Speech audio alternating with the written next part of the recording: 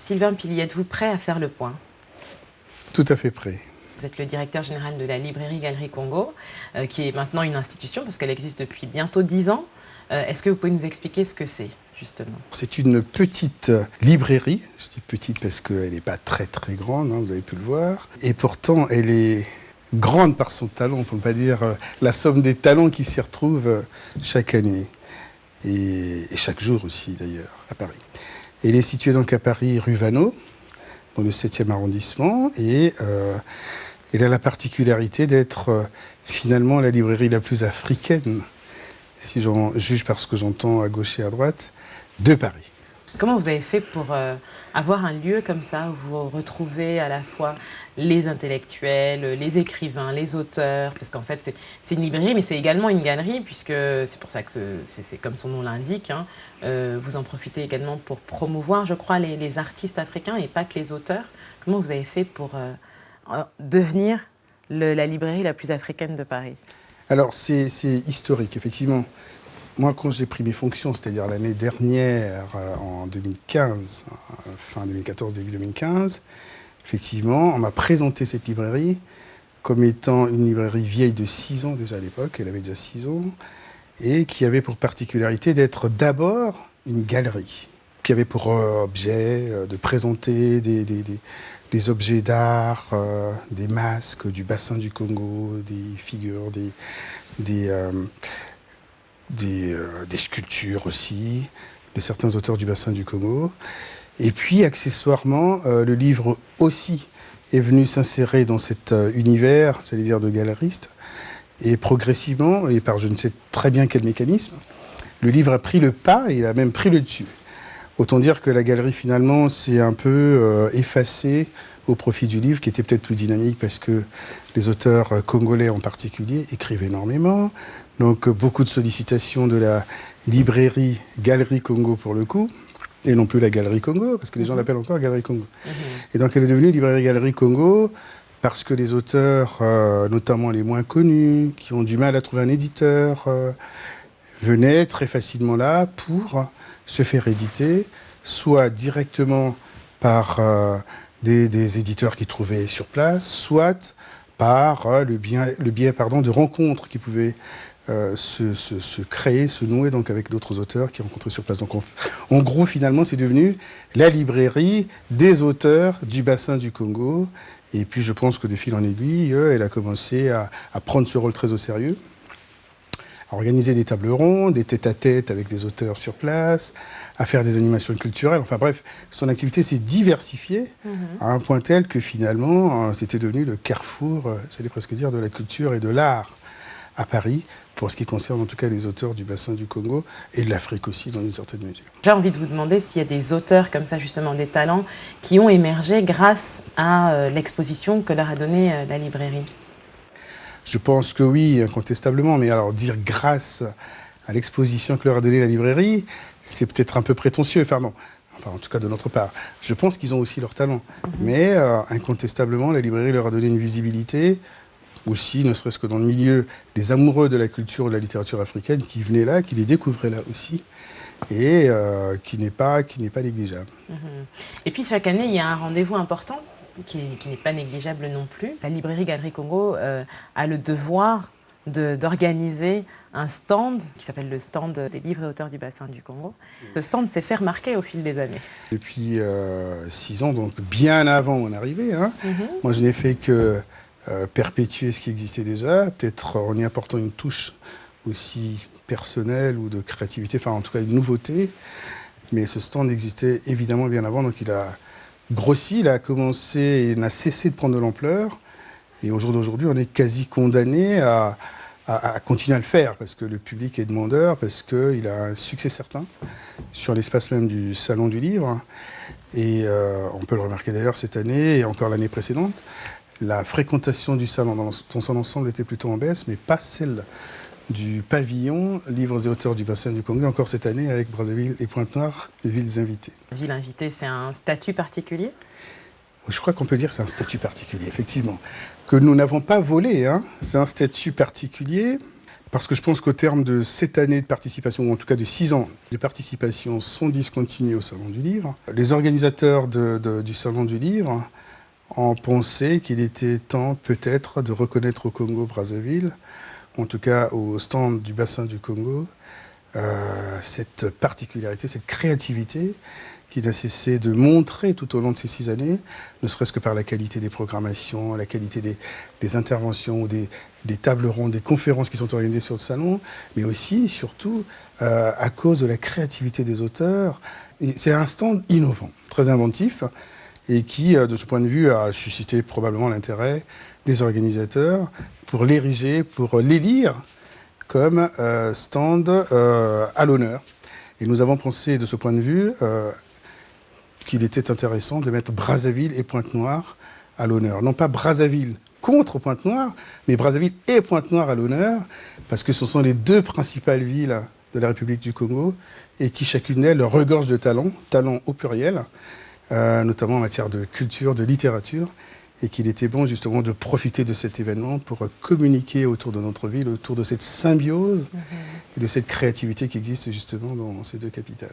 Donc c'est bien vrai que c'est le bassin du Congo, c'est les livres et le stand des livres et auteurs du bassin du Congo, mais on est quand même dirigé par le Congo finalement. Alors c'est le stand de livres et auteurs du bassin du Congo qui, pour les besoins de la communication de Livre Paris 2016, a pris exceptionnellement le nom de Brazzaville et Pointe-Noire, villes invitées. C'était bien le sens de votre question.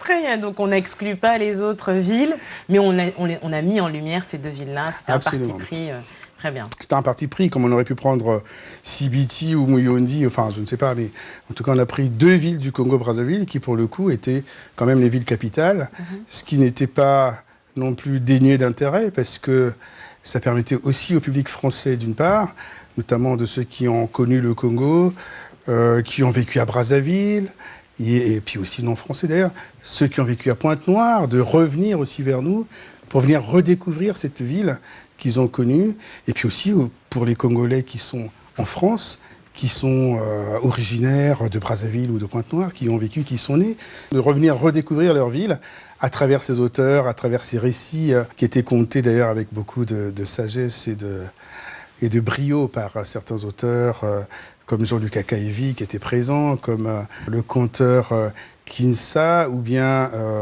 d'autres comme Alain Mabonkou par exemple, qui raconte tant et si bien Pointe-Noire à travers ses ouvrages. Donc voilà un peu l'esprit de ce que nous voulions créer comme ambiance, comme émotion finalement, sur ce stand que nous avons fait baptiser Brazzaville et Pointe-Noire, villes invitées. Et qu'est-ce qui, selon vous, crée cette magie, cette ambiance si addictive qui fait que chaque année les gens reviennent et sont demandeurs? C'est d'abord un stand professionnel, hein. C'est une espèce de foire du livre. Bien sûr. C'est un stand professionnel, donc on y attend souvent les éditeurs, les auteurs aussi qui recherchent des éditeurs ou qui souhaitent en connaître d'autres ou qui souhaitent présenter des projets à d'autres auteurs, enfin en tout cas en rencontrer d'autres pour créer justement cette émulation. Et puis aussi, parmi eux, vous avez, cette année, effectivement, on a mis la nouveauté ou l'accent, en tout cas, sur les BDistes, qui étaient très très peu connus, en fait, en tout cas dans l'univers congolais ou africain, à part notre amie Marguerite Aboué de Aya de Yopougon, qui malheureusement n'a pas pu honorer notre invitation, mais il y avait beaucoup d'autres BDistes qui étaient là, y compris des nouveaux et des nouvelles, des filles. Donc en gros, ce salon, c'est, de mon point de vue, aussi l'occasion de donner aux auteurs, aux écrivains et aux éditeurs, en tout cas toute la profession du livre, pour ce qui concerne nos pays d'Afrique qui sont souvent très mal représentés, l'occasion d'exister à travers ce stand et de nouer aussi des contacts avec d'autres auteurs, avec d'autres professionnels du livre.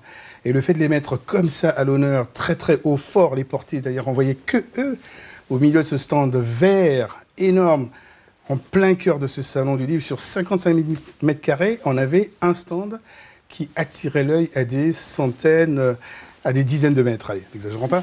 Mais voilà, donc je pense que c'est quelque chose de fort.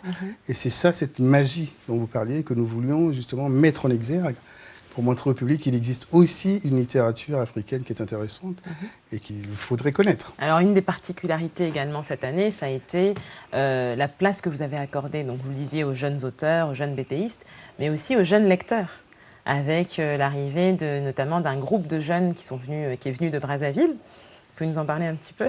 Alors, c'est des jeunes lycéens, effectivement, qui ont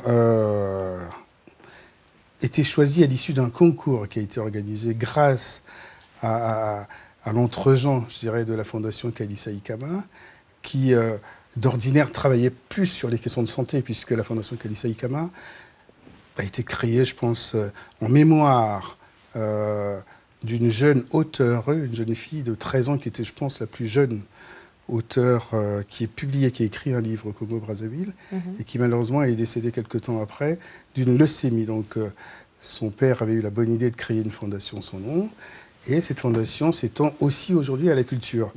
Donc on a pensé avec les organisateurs, avec les dirigeants de cette association, de cette fondation, qu'il était pas mal d'associer les jeunes lauréats justement du concours de littérature qu'ils étaient en train de faire pour favoriser justement l'entrée de la lecture et la littérature encore davantage au sein des populations de jeunes, eh bien donner aux jeunes la possibilité, en tout cas pour les lauréats, d'être les invités du Salon du Livre de Paris pour l'édition 2016. Donc c'était le premier prix en fait. Et ce qui était marrant, c'est que ces jeunes n'y croyaient pas. Et ils l'ont dit d'ailleurs à plusieurs reprises sur ce stand. Et en tout cas, en arrivant à Paris, on a pu voir l'émotion qui se dégageait de ces jeunes enfants et qui n'ont pas démérité en plus. Absolument. Et qui, pour certains, n'avaient pas du tout froid aux yeux et qui parlaient très, très simplement et clairement avec beaucoup de force et de conviction de ce qu'ils ont vécu, de comment ils ont travaillé, la manière dont ils ont abordé le sujet, ce qu'ils ont préparé, etc. Et moi, j'étais, j'avoue, assez impressionné. Donc, c'est une expérience, effectivement, qu'il faudrait peut-être continuer à faire perdurer, parce que c'est un bel exercice, un bel exemple. Et alors justement, quel bilan est-ce que vous tirez de votre participation au Salon du Livre, Livre Paris 2016, cette année particulièrement avec Brazzaville et Pointe-Noire comme ville invitée? Bon, je peux dire que c'est un bilan positif. Je crois aussi que de l'avis de plusieurs personnes, aussi bien les auteurs que le public d'une façon générale, le sentiment est plutôt positif. Je crois que les gens ont trouvé là leur compte. Il y en a qui sont venus exprès parce qu'ils avaient vu, comme je disais tantôt, Brazzaville et Pointe-Noire à l'honneur. Et ils sont venus par curiosité pour voir ce que Brazzaville et Pointe-Noire avaient à offrir. Est-ce que c'était un moment d'émotion ou plutôt quelque chose de très plat qui n'avait pas beaucoup d'intérêt? Et puis finalement, je crois que les gens sont repartis assez comblés. Il y a eu beaucoup d'animations, beaucoup de tables rondes aussi intéressantes, beaucoup de dédicaces, justement, d'auteurs qui, pour la première fois, certains aussi, parce que, outre les enfants que j'ai fait venir à Paris, il y a aussi des auteurs non connus qui sont à Pointe-Noire et à Brazzaville, que nous avons invités exprès pour venir présenter leurs ouvrages à Paris. Donc, ceux-là aussi ont fait l'objet de curiosité, mais curiosité d'un point de vue intellectuel, c'est-à-dire qu'ils écrivent dans une langue qui est la leur aussi, qui est une langue française réappropriée par rapport aux réalités du Congo et de Pointe-Noire et de Brazzaville, autour du fleuve, autour de l'océan, autour de la faune, de cette biodiversité, autour de cette culture aussi diverse qui caractérise le Congo, mais qui en même temps est une. Et vous voyez, donc on avait là des auteurs qui étaient ensemble sur un espace et qui échangeaient, qui parfois certains venaient de Brazzaville mais ne s'étaient jamais rencontrés, ne se connaissaient pas. Et je prends pour exemple des BDistes qui se sont rencontrés sur le stand, qui se sont promis de travailler ensemble sur des projets communs, etc. Donc c'était cette symbiose, encore une fois, cette cohésion, ce ciment qu'on voulait faire émerger à travers ce projet de Brazzaville et Pointe-Noire, vous inviter au Salon du Livre de Paris à travers la littérature. Alors un mot quand même, parce que cette année, le salon s'est déroulé à une période très particulière. Ça s'est terminé le 20 mars, c'était également le jour, on n'ignore pas, de l'élection présidentielle au Congo. Et pour autant, sur le stand, pour y être passé, on a vu qu'il n'y avait pas une ambiance ou un sentiment, comment dirais-je, de crainte. Ça part d'une volonté de votre part, justement de se dire on travaille avec des écrivains, des auteurs, des artistes, des BDistes, et pas avec des gens de telle obédience politique ou de telle zone géographique du Congo. Je ne sais même pas si ça nous a traversé l'esprit, en fait. C'est-à-dire, une fois que c'était lancé, on est tellement pris dans j'allais presque dire, dans cette espèce d'éboulement de tables rondes, de séances de dédicaces, de l'organisation justement pour que cet événement se déroule au mieux. Et au fond, finalement, les considérations politiques étaient secondaires. Mais en même temps, c'est vrai que le 20 mars, c'est une élection importante qui se déroulait au Congo-Brazzaville. Donc on avait toujours un regard. Mais sur le stand, vous avez vu, il n'y avait pas 1 mètre carré de disponible. C'était plein. Les gens étaient intéressés par ce qui se passait. Et je pense que c'était aussi une occasion de penser à autre chose qu'à la politique, au sens politique du terme. Et de laisser les politiciens faire leur devoir, leur travail. Et puis ensuite, après, regarder quel est le résultat des urnes, ce que nous avons fait d'ailleurs jusqu'au bout. Les seuls politiciens qu'on a pu voir sur le stand, c'était les politiciens français, c'est-à-dire les plus hauts responsables de l'État français, de François Hollande jusqu'à Madame la ministre de la Culture, qui sont passés nous saluer. Donc je pense que là aussi, ça traduisait une certaine sérénité qui régnait quant au déroulement de ces élections à Brazzaville et aussi surtout au déroulement de notre stand, enfin notre événement au Salon du Livre de Paris. Le Salon du Livre, comme son nom l'indique, donc c'est un événement qui est consacré au livre, c'est une foire du livre, donc c'est quelque chose qui prend de plus en plus d'ampleur. Vous le disiez, le Congo est un terreau fertile, la région du bassin du Congo aussi, l'Afrique en général. Comment est-ce que vous pensez que cet art, cette culture, la littérature, apporte au développement du continent? Comment est-ce qu'on peut, grâce à cela, se développer? Alors, c'est vrai que si on ne sait pas lire et écrire, déjà je prends les fondamentaux, c'est-à-dire la lecture même, c'est peut-être un peu difficile de penser développement, en tout cas au sens où on entend, au sens de la croissance économique, de la satisfaction des besoins élémentaires des populations, etc., de la gestion de la cité, en tout cas au sens politique du terme et le sens noble du terme. Je crois que la culture est incontestablement un des piliers du développement. Et d'ailleurs, j'en veux pour titre, donc toujours pour revenir au Salon du Livre, nous sommes en train de travailler avec des jeunes de façon un peu, j'allais presque dire un peu douce pour l'instant, avant de monter en régime, le temps de récupérer. On est en train de travailler sur un projet justement de réflexion, de production d'un certain nombre de documents sur la prochaine COP 22, par exemple, qui aura lieu en Afrique. Donc je pense que là aussi, c'est un lieu, justement, de réflexion. C'est-à-dire que et là je reviens, non pas au Salon du Livre, mais sur notre lieu habituel de travail, c'est-à-dire la librairie Galerie Congo, c'est aussi un lieu où se rencontrent des esprits foisonnants, hein, des jeunes qui sont en France, cette diaspora congolaise cultivée, éduquée, qui sait faire des choses, et qui peut venir aussi nous apporter sa contribution sur un certain nombre de sujets de société importants. Et on peut réfléchir ensemble sur des solutions à proposer aussi, pourquoi pas parfois, à nos responsables politiques, qu'ils soient du Congo ou d'ailleurs.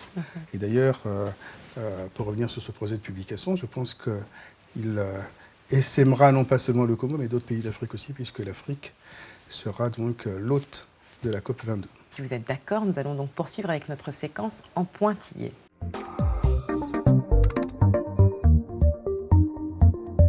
Sylvain Pili, si je dis Afrique, quel est votre point d'interrogation? Ce qui me pose question au quotidien, c'est les questions de paix, de sécurité en Afrique.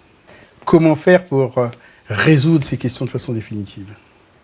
Pour qu'il y ait la paix. Là, je parle pour le coup comme un homme politique, même si je ne fais pas de politique.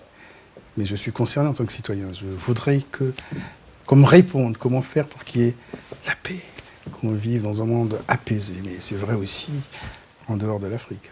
Si je dis Afrique, quel est le point d'exclamation?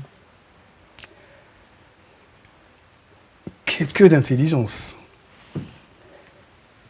Si je dis Afrique, quels sont vos points de suspension? Développement. Développement. Avec 3 points de suspension, justement. Si je dis Afrique, quel est le point fort? Liberté. Si je dis Afrique, quel est le point faible? Croissance. Peut-être un deuxième, emploi. Quel est votre meilleur souvenir d'Afrique? Mon meilleur souvenir d'Afrique, c'est quand j'étais jeune en Afrique, je courais pieds nus dans le sable chaud des rues de Brazzaville quand j'avais, même pas 10 ans, dans une insouciance totale. J'aimerais bien retrouver même à 50 ans passés, ces moments-là. Quel est votre pire souvenir d'Afrique? Pire souvenir d'Afrique que je puisse savoir, c'est toujours pareil, c'est des souvenirs de conflits importants qui en général se soldent par des centaines, voire des milliers de morts. Et c'est ce que je redoute le plus en Afrique, ce que je n'ai jamais envie de voir. C'est ça le message aussi. Quel est votre vœu le plus cher concernant ce continent? Mais ça peut également s'appliquer à votre pays, le Congo. Mon vœu le plus cher pour le continent, c'est vraiment que ce soit un continent qui soit écouté et qui soit aussi fort d'un certain point de vue, c'est-à-dire user de sa démographie, de ses intelligences au pluriel pour justement être à l'abri de toutes ces influences qui en font toujours malheureusement le terreau d'autres intérêts et qui se soldent chez nous parfois par des cataclysmes et des catastrophes humaines. Quelle place occupe ce continent dans votre cœur? Une place de choix. Une place de choix parce que je suis originaire d'Afrique, évidemment, mais aussi parce que même avec le recul en vivant à l'étranger, en vivant loin d'Afrique, je suis toujours très attaché à l'Afrique parce que c'est le berceau de l'humanité en réalité. Et quelle est selon vous la clé du développement de l'Afrique? Encore une fois, il passe par la lecture, la littérature, par la culture, par l'intelligence des hommes et des femmes. Et c'est pour ça que je m'implique aussi dans ce projet de fédération des intelligences africaines, des intelligences des auteurs du Congo, du bassin du Congo et de l'Afrique, et voire même de l'Europe, pour aider l'Afrique à atteindre cette émergence qu'on nous promet à brève échéance. D'ailleurs, 20 ans, c'est pas grand-chose. Donc, il faut qu'on y aille tous. Sylvain Pili, quel est votre point final? Mon point final, c'est espérance, espoir, volontarisme et puis travail. Je pense qu'on va continuer à œuvrer, et là je reviens sur mon projet de publication, sur projet de gestion de la librairie Galerie Congo, avec toutes ces intelligences encore une fois autour, pour qu'on crée, qu'on innove, qu'on trouve des voies et des moyens pour proposer un autre schéma au monde, plutôt que celui qui parfois est un peu terni par trop de haine, parfois de méchanceté. Je voudrais qu'on ait plus envie de créer des choses qui soient positives. Et d'ailleurs, livres et auteurs du bassin du Congo sont invités à Conakry pour apporter leur rayonnement aussi aux 72 heures du livre de Conakry. Et je pense que c'est une belle façon de parler au nom de l'Afrique, de réunir l'Afrique et de travailler tous ensemble. Bien. Sylvain Pili, merci beaucoup. Merci. Raïssa, merci. Vous souhaitez réagir à cet entretien? C'est possible en écrivant à lepoint@voxafrica.com ou en nous recherchant sur Twitter et Facebook.